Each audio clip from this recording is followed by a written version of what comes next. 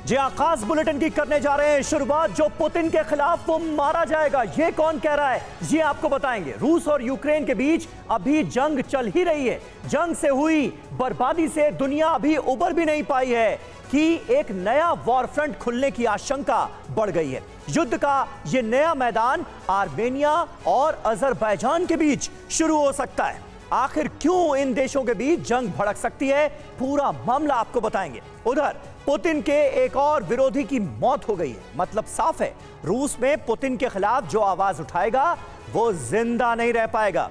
इसके अलावा Abrams tank को लेकर अमेरिका और रूस आमने सामने हैं।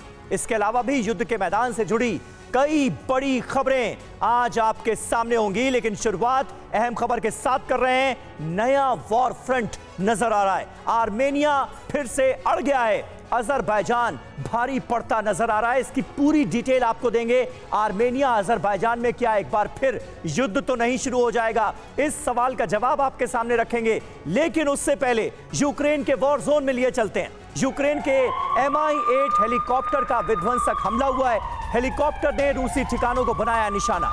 यूक्रेनी सेना ने रूसी सैन्य ठिकानों पर कैसे रॉकेट दागे हैं, ये देखिए तस्वीरें आपके सामने हैं। यूक्रेन के हमले में रूस को भारी नुकसान हुआ है।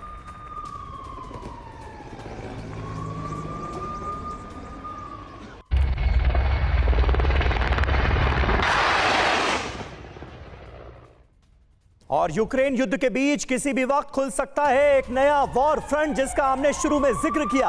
आर्मेनिया और अजरबैजान में शुरू हो सकता है घमासान। आर्मेनिया के बॉर्डर पर अजरबैजानी फोर्स की जबरदस्त फायरिंग हुई है। देखिए शुरुआत हो चुकी है, ऐसा लग रहा है। आर्मेनिया की मिलिट्री पोजीशन पर अजरबैजान ने हमला किया है। इस बार शुरुआत अजरबैजान की तरफ से की गई है। फायरिंग में आर्मेनिया के एक सैनिक की मौत की खबर भी सामने आ रही है। अब आर्मेनिया की तरफ से अगला कदम क्या होगा, इस पर पूरी दुनिया की नजरें। तो आर्मेनिया वर्सेस अजरबैजान, युद्ध का एक नया मैदान खुलता हुआ नजर आ रहा है। ये स्थिति, ये हालात आखिर क्यों हैं, ये जरा समझाने की कोशिश करते हैं आपको इंफॉर्मेशन वॉल के जरिए। Armenia versus Azerbaijan. आर्मेनिया के सैनिकों की मूवमेंट के बाद अजरबैजान ने यह हमला किया है। आर्मेनिया में हम देख रहे थे पिछले कई दिनों से, आपको TV9 भारतवर्ष दिखा भी रहा था कि सैनिकों की मूवमेंट बढ़ी है यहां पर। अजरबैजान फोर्स ने आर्मेनिया की मिलिट्री पोजीशन को टारगेट किया और फायरिंग कर दी। यह हुआ है। अब आर्मेनिया के रक्षा मंत्रालय के मुताबिक शाम 4:20 पर फायरिंग की गई। फायरिंग किधर से हुई? अजरबैजान की तरफ से फायरिंग की गई। आर्मेनिया के अरारात प्रांत में अजरबैजान के सुरक्षा बलों ने गोली चलाई है। ये जानकारी सामने आई है। दोनों तरफ से एक्सेप्टेंस भी नजर आ रही है इस हमले को लेकर। आर्मेनिया के करीबी आर्ट्सक में भी अजरबैजान ने फायरिंग की है। अजरबैजान के इरादे इस बार खौफनाक नजर आ रहे हैं। फायरिंग में 7 किसानों की मौत हो गई है, यह जानकारी भी सामने आ रही है। किसानों की मौत के बाद इलाके में लोगों को जाने से रोका गया है और आर्मेनिया कह रहा है कि अजरबैजान की तरफ से यह गोली चलाई गई, फायरिंग की गई, जिससे अच्छा खासा नुकसान भी हुआ है। कई लोगों की जान भी गई है। और एक बार फिर सेंटर पॉइंट क्या है? सेंटर पॉइंट वही नागोर्नो काराबाख की जमीन है जहां पर घमासान छिड़ा हुआ नजर आ रहा है। यूएसएसआर के दौरान अजरबैजान ये एक स्वायत्त क्षेत्र बना। ये पूरी तरह से स्वायत्त था। ये देखिए मैप के जरिए हम आपको दिखा रहे हैं। ये है आर्मेनिया और ये अजरबैजान। अगर आप इधर देखेंगे तो ईरान है, इधर रूस है, इधर जॉर्जिया है, इधर टर्की है। और अब आर्मेनिया और अजरबैजान एक बार फिर आमने सामने हैं। नागोर्नो काराबाख की जमीन को लेकर जबरदस्त घमासान छिड़ता नजर आ रहा है। 1991 में लोगों ने इसे आर्मेनिया का हिस्सा घोषित कर दिया था। नागोर्नो काराबाख का हम जिक्र कर रहे हैं क्योंकि यही हमेशा झगड़े का सेंटर पॉइंट रहता है। अंतर्राष्ट्रीय स्तर पर अजरबैजान के हिस्से के तौर पर इसकी मान्यता है, यानी दुनिया यह मानती है कि यह अजरबैजान का हिस्सा है। अजरबैजान विवादित इलाके पर पूरा नियंत्रण चाहता है, पूरा कंट्रोल चाहता है और आर्मेनिया के हिस्से में जो कंट्रोल है उसे भी लेना चाहता है। 30 साल से दोनों देशों के बीच कब्जे का संघर्ष इसी इलाके को लेकर चल रहा है। पिछली बार भी याद कीजिए जब जंग छिड़ी थी जिसकी जबरदस्त कवरेज टीवी 9 भारतवर्ष ने आपको दिखाई थी, उस वक्त भी झगड़े की जड़ यही था, बोन ऑफ कंटेंशन जिसे कहा जाता है। 2020 की जंग में 6600 से ज्यादा लोग मारे गए थे। बताइए, एक हिस्से को लेकर जंग इतनी भयानक हुई कि 6000 से ज्यादा लोगों की मौत हो गई। 6 हफ्ते के युद्ध के बाद रूस ने सीज फायर करवाया। रूस ने उस वक्त बीच बचाव कराया था और कहा था कि युद्ध की जरूरत नहीं है। आज वही रूस यूक्रेन पर हमला करके बैठा है, हजारों लोगों की जान ले रहा है। 2020 से ज्यादातर हिस्से पर अजरबैजान का कब्जा है। तो जंग जो हुई थी वो कुल मिलाकर अजरबैजान के फेवर में रही थी। ज्यादातर इलाके उसी के प्रतिनिधित्व में इस वक्त हैं। आर्मेनिया समर्थक अलगाववादी अभी भी यहां पर संघर्ष कर रहे हैं। वो कहते हैं नहीं, ये नागोर्नो काराबाख का जो पूरा इलाका है ये हमारा है, एक ना एक दिन हम इसे लेकर रहेंगे। जंग में अब तक करीब 40,000 से ज्यादा सैनिक मारे गए हैं। इंसानियत पर सबसे ज्यादा कहर टूटता है जंग के दौरान, और कोई भी आंकड़े आप उठाकर देख लीजिए किसी भी जंग के, तो ये साफ पता चलता है। 3 दशकों के संघर्ष में 10 लाख से ज्यादा लोग बेघर हुए हैं इस जंग के चलते, इस तनाव के चलते। तो ये स्थिति है कुल मिलाकर आर्मेनिया और अजरबैजान के बीच मौजूदा टेंशन की। आइए एक बार फिर आपको यूक्रेन के वॉर जोन में लिए चलते हैं। बाखमुत पर सबकी नजरें हैं। बाखमुत में अब तक की सबसे भीषण जंग शुरू हो गई। बाखमुत में दोनों तरफ से लगातार गोलाबारी हो रही, रिहायशी इमारतों पर भी बमबारी की जा रही है। जी हां, बाखमुत पूरी तरह से तबाह बर्बाद हो चुका है, लेकिन अब वो इलाके जहां पर अभी तक बर्बादी नहीं हुई थी, अब उन इलाकों में भी रिहायशी इमारतों को टारगेट किया जा रहा है। कैसे, देखिए।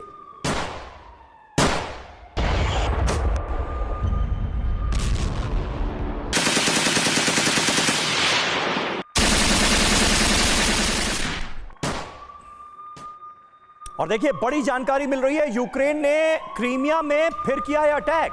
सेवेस्तोपोल में समुद्री ड्रोन से हमले का एक ताजा वीडियो सामने आया है। ब्लैक सी के पास धमाकों का वीडियो वायरल हो रहा है। यह सबसे नया वीडियो है सेवेस्तोपोल से जो इस वक्त आपके सामने है। यहां पर देखिए किस तरह से समुद्री ड्रोन से हमले किए जा रहे हैं, और ये बड़ा अटैक है जिसकी तस्वीरें इस वक्त आपके सामने हैं। ब्लैक सी के पास ये जोरदार धमाके हुए हैं।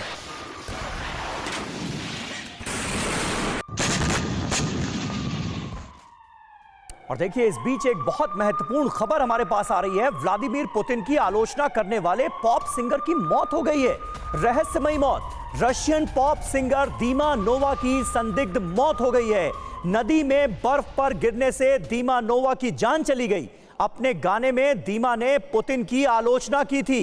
एक्वा डिस्को सॉन्ग में यूक्रेन पर हमले का इन्होंने विरोध किया था, और अब इनकी अचानक इस तरह से जान चले जाना, यह अपने आप में कई सवालों को जन्म देता नजर आ रहा है। तो पुतिन का विरोध और पॉप सिंगर की मौत, क्या मैसेज यह है कि जो पुतिन के खिलाफ जाएगा वो इसी तरह मारा जाएगा? यह एक बहुत बड़ा सवाल जहन में आता है। रशियन पॉप सिंगर दीमा नोवा की संदिग्ध हालत में मौत हो गई है। जिस अंदाज में यह सब कुछ घटा है वो अपने आप में बहुत रहस्यमयी है।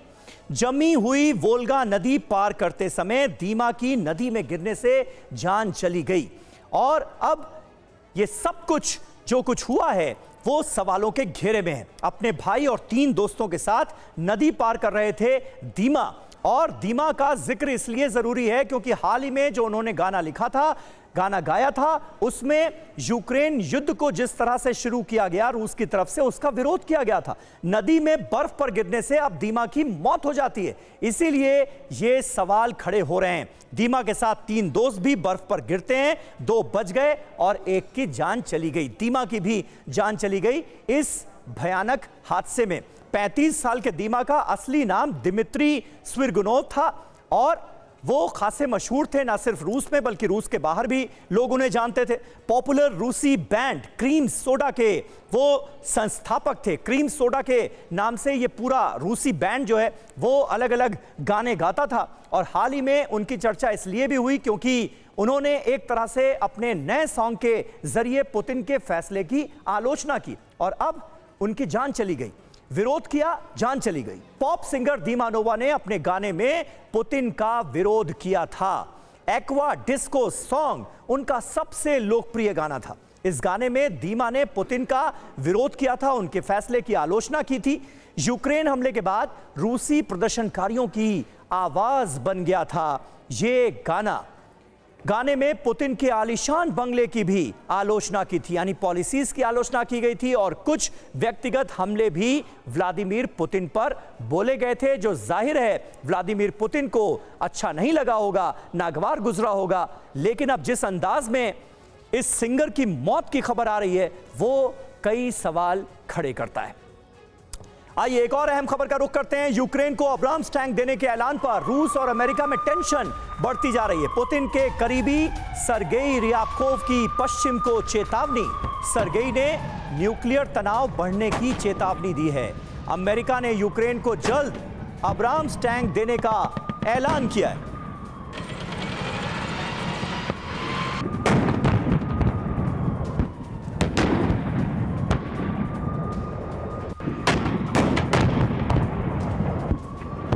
तो टेंशन लगातार बढ़ती जा रही है और किसी भी टेंशन, दुनिया के किसी भी कोने में अगर टेंशन होती है तो घूम फिरकर अमेरिका का जिक्र जरूर होता है और वो जिक्र यहां भी हो रहा है। जिक्र लाजमी भी है क्योंकि जिस अंदाज में अमेरिका इस पूरी जंग को फ्यूल करता हुआ नजर आ रहा है वो सवालों के घेरे में है। और अब पुतिन के करीबी ये चेतावनी देते हुए नजर आ रहे हैं कि न्यूक्लियर तनाव बढ़ाने की मंशा है अमेरिका की और यही वजह है कि तमाम मेन बैटल टैंक से लैस किया जा रहा है यूक्रेन को और ये कर रहा है अमेरिका।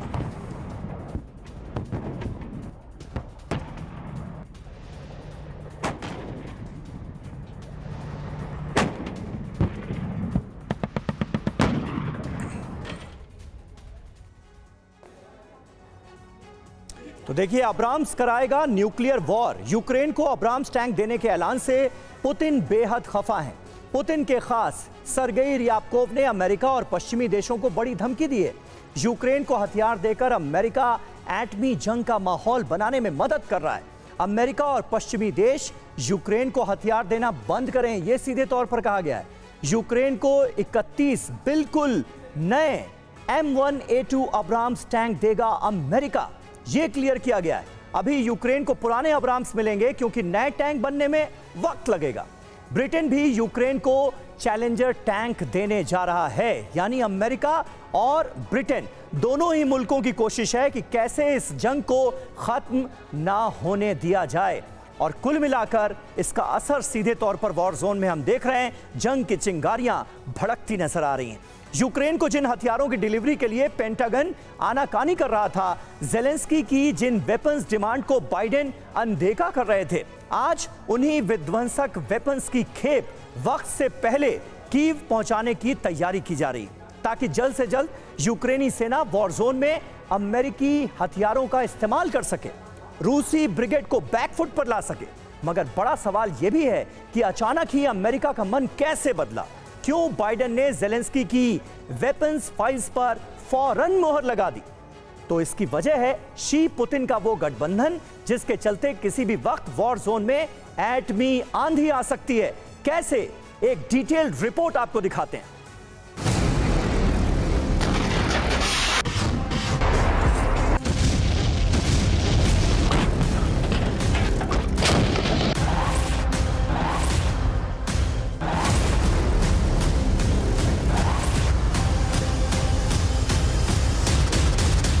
जिनपिंग पुतिन की मुलाकात ने कीव में तो सनसनी मचा ही रखी है, मगर जंग के दौरान शी पुतिन के गठबंधन ने वॉशिंगटन में भी खलबली मचा दी है। व्हाइट हाउस से लेकर पेंटागन तक सन्न है। अमेरिकी प्रेसिडेंट बाइडेन भी बौखलाए हुए हैं।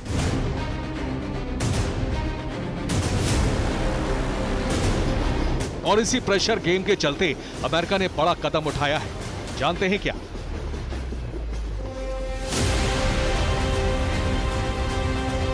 यूक्रेन को तेज रफ्तार के साथ हथियारों की सप्लाई, वक्त से पहले विध्वंसक हथियारों की खेप की कीव तक डिलीवरी,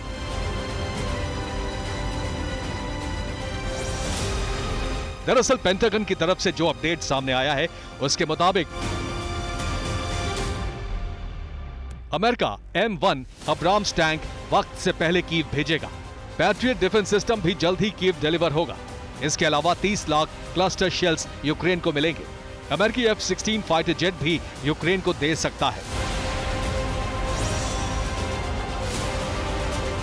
दरअसल ये वही अमेरिका है जो बीते कई महीनों से ज़ेलेंस्की की तमाम मांगों को अनदेखा कर रहा था।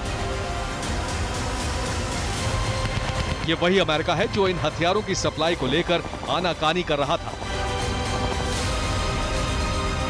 ये वही अमेरिका है जो कायदे कानून के नाम पर यूक्रेनी फौज को हथियार देने से मना कर रहा था।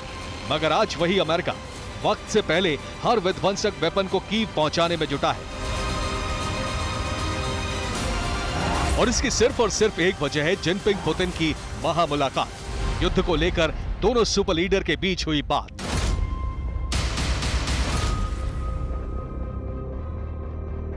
दरअसल जिनपिंग जब रूस पहुंचे उस दौरान उनकी रूसी प्रेसिडेंट पुतिन से 1-to-1 मीटिंग हुई, वो भी करीब 4 घंटे तक। और इसी हाई लेवल टॉक को लेकर ये चर्चाएं सामने आई हैं कि जल्द ही जिनपिंग रूस की मदद के लिए हथियारों की सप्लाई कर सकते हैं। आखिर वो हथियार कौन कौन से हैं, ये भी जान लीजिए।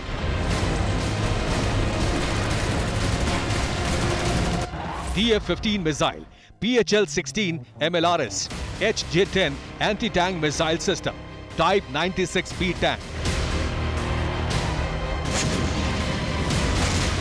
अगर चीन के ये हथियार मॉस्को पहुंचते हैं तो फिर रूसी सेना का पहले से ज्यादा ताकतवर होना तय है।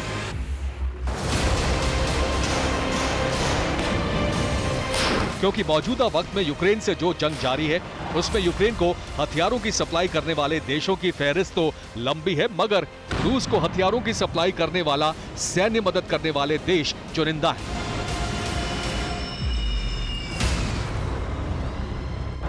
ऐसे में जिनपिंग का पुतिन के साथ खड़े होना सीधे सीधे अमेरिका को चेतावनी है।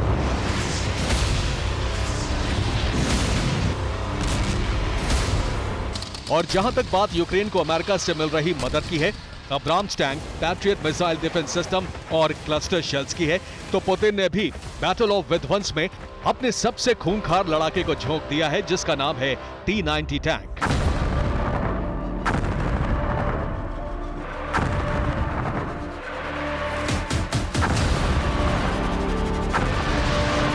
रूसी सेना का सबसे शक्तिशाली लड़ाका T-90 टैंक, जिसे लेकर यह दावा किया जाता है कि अगर रूसी डिफेंस का ये योद्धा वॉर जोन में उतरा तो दुश्मन का नामो निशान मिटना तय है।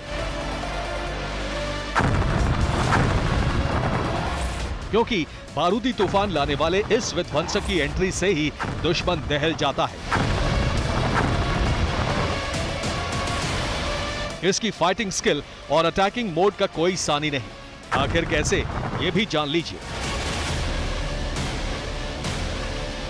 T-90 रूसी डिफेंस का मुख्य युद्धक टैंक है। ये 60 किलोमीटर प्रति घंटे की रफ्तार से चल सकता है। इस विध्वंसक का कुल वजन करीब 48 टन है।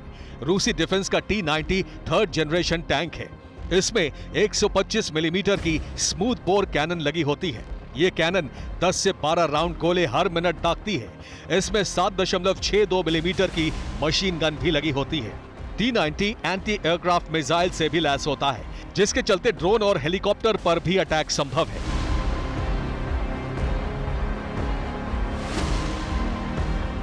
T-90 टैंक के कवच को भेदना नामुमकिन है। रॉकेट और मिसाइल भी इसका कुछ बिगाड़ नहीं सकती। इस मेन बैटल टैंक की सबसे खास बात यह है कि इसमें धुएं को पैदा करने वाला ग्रेनेड लॉन्चिंग सिस्टम लगा होता है। टारगेट सेट करने के बाद सटीक निशाना लगाना और 5 मीटर गहरे पानी को भी आसानी से पार करने में T-90 टैंक सक्षम है।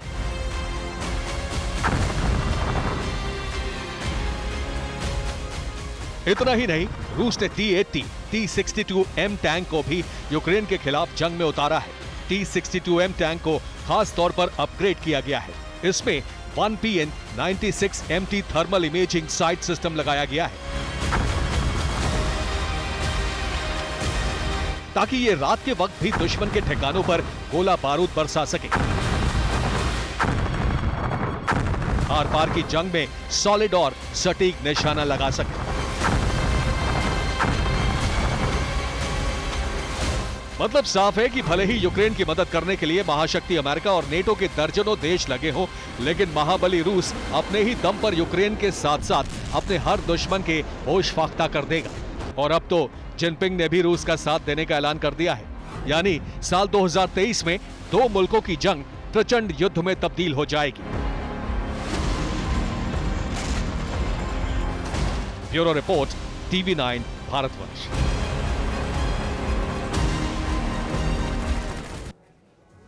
और बड़ी खबर है, यूक्रेनी सेना का रूसी ठिकानों पर जबरदस्त अटैक हुआ है। रूसी ठिकानों को होवित्जर तोप से बनाया गया निशाना। यूक्रेनी हमले से रूसी सेना को भारी नुकसान की खबर।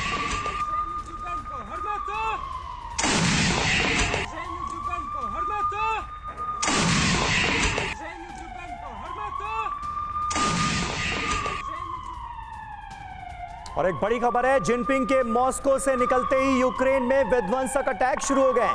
रूस की सेना ने ज़ेपोरिजिया में मिसाइल से हमले किए हैं। ज़ेलेंस्की ने ज़ेपोरिजिया में रूसी हमले का वीडियो खुद शेयर किया है। नागरिकों और बच्चों को निशाना बनाने का संगीन आरोप लगाया है। ज़ेपोरिजिया की रिहायशी इमारत पर मिसाइल दागी गई। किस तरह से देखिए तस्वीरें, विध्वंसक तस्वीरें सामने आ रही हैं। और ज़ेलेंस्की का ट्वीट भी हम आपको दिखा रहे हैं, किस तरह से उन्होंने खुद ये वीडियो ट्वीट करके बताया है कि कैसे विध्वंसक हमले जारी हैं।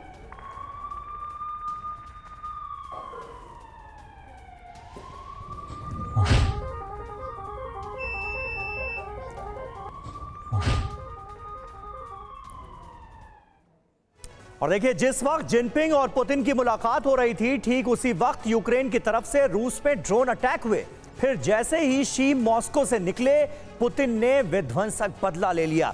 और इससे जुड़ी एक एक अपडेट हम आपके सामने रखते हैं। विनाश का ट्रेलर, एटमी ट्रिगर साफ तौर पर नजर आ रहा है। यूक्रेन देखिए क्रीमिया पर ड्रोन हमला करता है और सीधे सीधे ये मानता है कि ये हमले उसी की तरफ से हुए। रूस ज़ेपोरिजिया पर अटैक कर रहा है, जहां पर एक बड़ा परमाणु पावर प्लांट भी है। वहीं देखिए, यूक्रेन की तरफ से ब्लैक सी फ्लीट पर धमाका किया गया है और रूस की तरफ से कीव में भीषण अटैक को अंजाम दिया गया, यानी राजधानी को निशाना बनाया गया यूक्रेन की। ब्रांस्क में पाइपलाइन पर अटैक किया यूक्रेन ने और रूस ने ओडेसा, खार्किव में जोरदार मिसाइल अटैक किया। तो इस तरह से लगातार जंगी चिंगारियां सुलगती नजर आ रही हैं और वॉर जोन में भीषण हमलों का सिलसिला लगातार जारी नजर आ रहा है। जिनपिंग गए और विध्वंस हो गया। जी हां, शी के मॉस्को से जाते ही यूक्रेन में सीरियल अटैक हुए हैं। सीरियल अटैक्स को अंजाम दिया गया है। राजधानी कीव समेत कई इलाकों में जोरदार हमले किए गए। रूस ने शाहेद ड्रोन और किंजल मिसाइलें दागी हैं। शाहेद ड्रोन, जी हां, ये वही ड्रोन्स हैं जो ईरान से रूस को हासिल हुए हैं। खेरसॉन में सबसे ज्यादा 248 शेल्स गिरी हैं, ये जानकारी भी सामने आ रही है। तो देखिए, एक एक अपडेट वॉर जोन से सीधे आपके सामने। वहीं यूक्रेन युद्ध इस वक्त बहुत खतरनाक मोड़ पर है। अब तक तो आप ये समझ ही गए होंगे, ये तस्वीरें देखकर आपको जानकारी मिल गई होगी। बीते 3 दिनों में क्रीमिया और पश्चिमी रूस में यूक्रेन के ड्रोन हमले हुए हैं, जिसे राष्ट्रपति पुतिन को सीधी चुनौती माना जा रहा है। पुतिन किसी कीमत पर क्रीमिया को नहीं छोड़ेंगे। ये जानते हुए भी यूक्रेन ने क्रीमिया पर एक नहीं बल्कि 2 जगह ड्रोन अटैक किए हैं। साथ ही पुतिन के गुस्से की आग भड़काने के लिए पश्चिमी देश रूस में तेल पाइपलाइन को भी निशाना बनाने की कोशिश कर रहे हैं।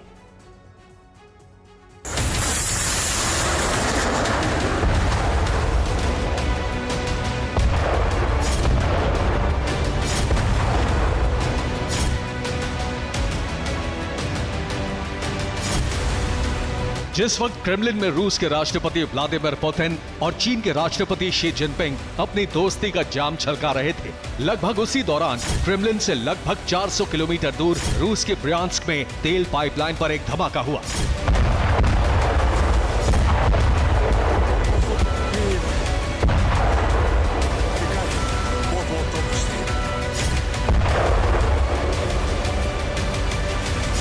ब्रियांस्क के गवर्नर अलेक्जेंडर बोगोमाज ने तेल पाइपलाइन पर हमले की पुष्टि अपने टेलीग्राम अकाउंट पर की। उन्होंने दावा किया कि तेल पाइपलाइन पर हमले के लिए ड्रोन का इस्तेमाल किया गया।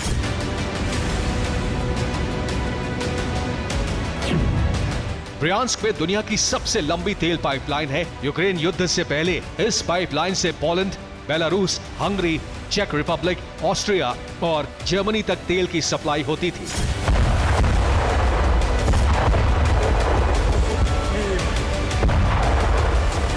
ब्रियांस्क की तेल पाइपलाइन पर हमले पर यूक्रेन ने चुप्पी साध रखी है, लेकिन ब्रियांस्क के गवर्नर का दावा है कि हमला यूक्रेन की तरफ से ही हुआ। हालांकि उन्होंने दावा किया है कि ड्रोन हमले के बाद भी तेल पाइपलाइन को कोई खास नुकसान नहीं हुआ है। इस हमले को यूक्रेन के दुस्साहस के तौर पर देखा जा रहा है और ये इस बात का संकेत भी है कि नाटो की शय पर ज़ेलेंस्की रूस के तेल और गैस भंडारों को निशाना बना रहे हैं ताकि रूस की अर्थव्यवस्था पर करारी चोट की जा सके। ब्रियांस्क पर ड्रोन हमले से कुछ घंटे पहले ही यूक्रेन ने राष्ट्रपति पुतिन के ईगो पर हमला किया। यूक्रेन के मिलिट्री इंटेलिजेंस ने दावा किया कि क्रीमिया में रेल ब्रिज पर ड्रोन हमला हुआ, जिसमें कैलिबर मिसाइल ले जा रही एक ट्रेन को निशाना बनाया गया।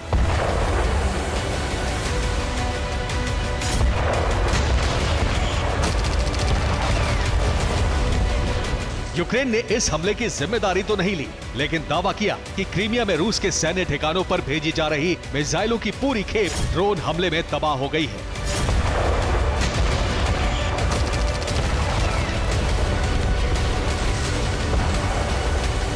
वहीं क्रीमिया के सेवास्तोपोल पर भी एक ड्रोन हमला हुआ, जिसे रूस की सेना ने नाकाम कर दिया।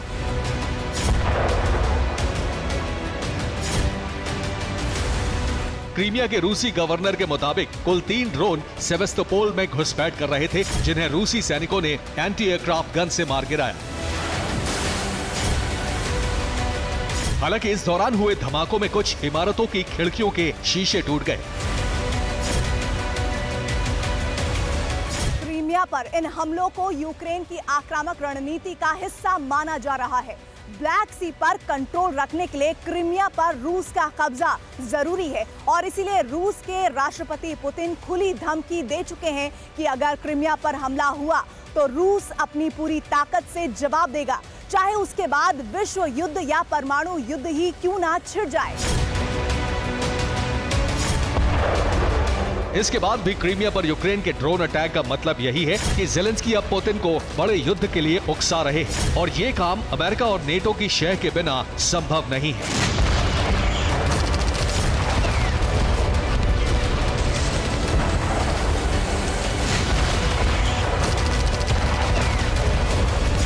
अमेरिका और नेटो की मदद से यूक्रेन की सेना क्रीमिया पर हमले की योजना पहले से बना रही थी। इसका खुलासा नेटो के प्रमुख येंस स्टोल्टनबर्ग ने जनवरी में ही कर दिया था। उन्होंने साफ साफ कहा था कि पश्चिमी देशों से मिल रहे हथियारों के बाद यूक्रेन इस जंग को क्रीमिया की तरफ ले जाएगा।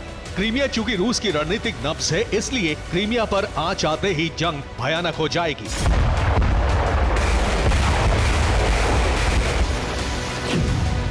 यूरोप में तैनात अमेरिकी सेना के पूर्व commander lieutenant general Ben Hodges ने भी जनवरी में ही भविष्यवाणी कर दी थी कि यूक्रेन युद्ध का फैसला क्रीमिया में ही होना है। यूक्रेन को पता है कि जब तक क्रीमिया पर रूस का कब्जा है, तब तक यूक्रेन में शांति और सुरक्षा संभव नहीं है। यूक्रेन के राष्ट्रपति ज़ेलेंस्की भी पिछले कुछ महीनों से क्रीमिया को दोबारा यूक्रेन का हिस्सा बनाने का दम भर रहे हैं।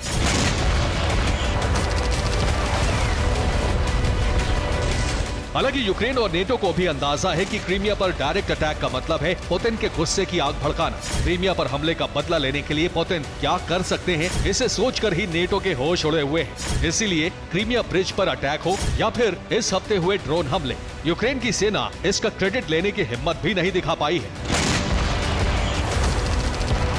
माना जा रहा है कि चोरी से ड्रोन हमला करके यूक्रेन और नेटो सिर्फ ये आजमा रहे हैं कि पुतिन का इस पर रिएक्शन क्या होगा।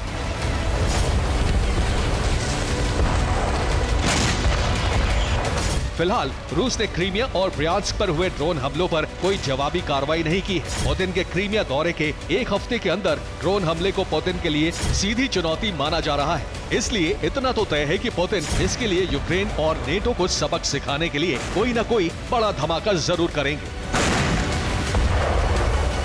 Bureau report, TV9 Bharatvarsh.